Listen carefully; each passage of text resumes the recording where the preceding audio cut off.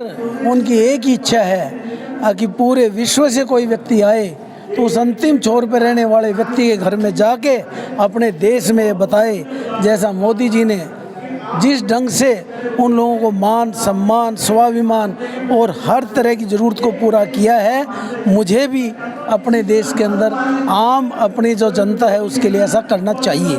ऐसा उदाहरण बनता जा रहा है और जो मजबूत और तंत्र और जो ताकत विश्व के अंदर मोदी जी की इस लाइन पे नहीं कि कोई अस्त्र शस्त्र की वजह से, केवल इसलिए कि सब ने इस बात को माना है मोदी जी वसुधैव कुटुंबकम को लेके चल रहे हैं। जैसा G20 में उन्होंने कहा माँ एक, उसका मतलब अर्थ, पिता एक, इसका मतलब ऊपर वाला, कोई गॉड कहे कोई भगवान कहे कोई अल्लाह कहे लेकिन एक, और उसके बाद माँ और बाप के से जो बच्चे हैं वो एक, यानी वन फैमिली।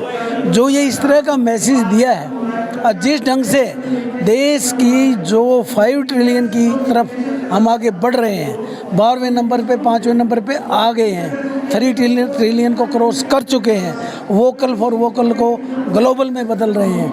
हर चीज़ के अंदर वो ये कह रहे हैं हमारा हर व्यक्ति रोजगार देने वाला बने, नौकरी की तरफ ज़्यादा ना जाए। तो स्वावलंबी भारत, जैसे कि आज अमृतकाल के अंदर उन्होंने देश को स्वावलंबी बनाने के लिए, आत्मनिर्भर बनाने के लिए जो संकल्प लिया है उसमें हर आदमी ये सोचता है कि मेरी क्या भूमिका हो सकती है। तो जहाँ तक मोदी जी का विशेष जो बात है, गति प्रगति समृद्धि, ये सब चीज़ें स्पष्ट नज़र आ रही हैं। बालकृष्ण जी, आप तो बिजनेस टाइकून हैं, बिजनेस आपके रग रग में है और आपका मतलब एक बहुत बड़ा नाम है औद्योगिक उसमें जी। तो ये जो कोविड काल था जिसमें पूरे देश की अर्थव्यवस्था एक बार में चरमरा गई थी जी, और पूरे विश्व की चरमरा गई थी जी, इसके बावजूद जी, आपको क्या लगता है कि मोदी जी ने किस तरीके से इस बिजनेस को संभाला, इस देश की अर्थव्यवस्था को संभाला? सबसे पहले तो ये है विश्व की जो अर्थव्यवस्था वो चरमरा गई थी, भारत की अर्थव्यवस्था में कोई चरमराने वाली बात नहीं थी। लेकिन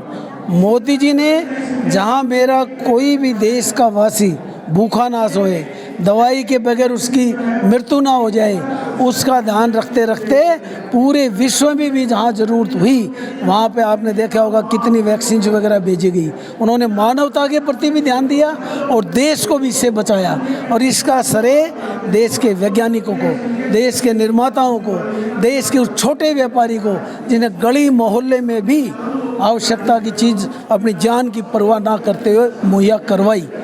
आपने छोटे व्यापारी की बात की, मैं बड़े व्यापारियों की, आप जैसे व्यापारियों की बात कर रहा हूँ कि आप जैसे व्यापारियों ने किस तरीके से अपने आप को संभाला कोविड में? हमने इस रूप में संभाला अपने आप में, जो कुछ भी हमारा है वो सब देश के लिए है, मानवता के लिए है।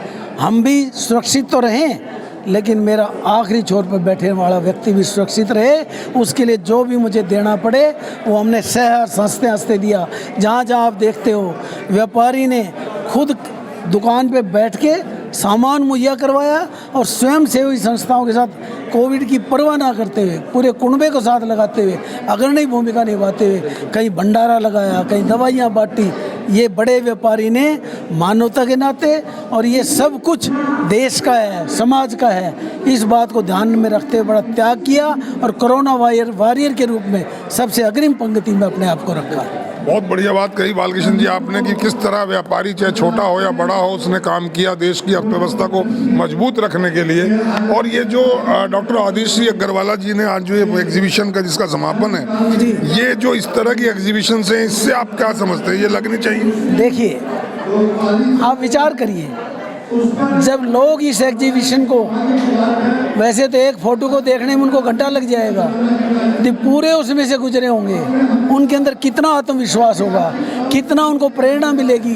अरे एक चाय का कारोबार करने वाला आज विश्व का सबसे बड़ा व्यक्ति है, क्यों है? क्योंकि इन परिस्थितियों से वो गुजरा है, इसी ढंग से उसने काम किया है। हर स्तर के ऊपर कार्यकर्ता के नाते, नेता के नाते, देशभक्त के नाते जिस ढंग से जो कुर्बानी दी है, इसलिए आज वो विश्व की महान शक्ति के रूप में जाना जाता है। लेकिन दिल्ली में तो लोग जो है वो आप पार्टी जो फ्री में राशन दे रही है, फ्री में ट्रैवलिंग दे रही है, बिजली पानी दे रही है, उसको लोग ज़्यादा पसंद कर रहे हैं। देखिए, एक बात आप समझ लेना,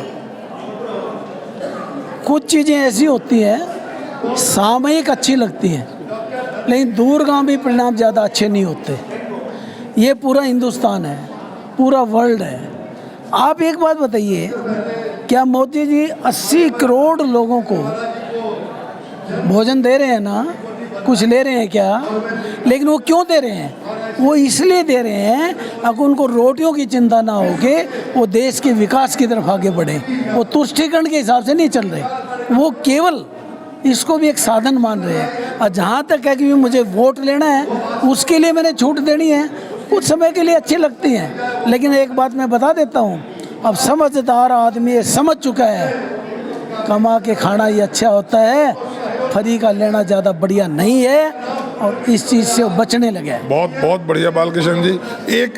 एक लाइन में मैं कहूँ कि अपील पूरे देशवासियों से, पूरे समाज से आप क्या करना चाहेंगे ताकि ये नरेंद्र मोदी का जो मिशन है कि वसुधैव कुटुंबकम, इसको पूरा किया जा सके, देश में कोई भूखा ना रहे, देश समृद्ध हो, विकसित हो, और हम उसी परंपरा को निभा करते हुए आज भारत को विश्व गुरु की पदवी पर पहुँचाएँ।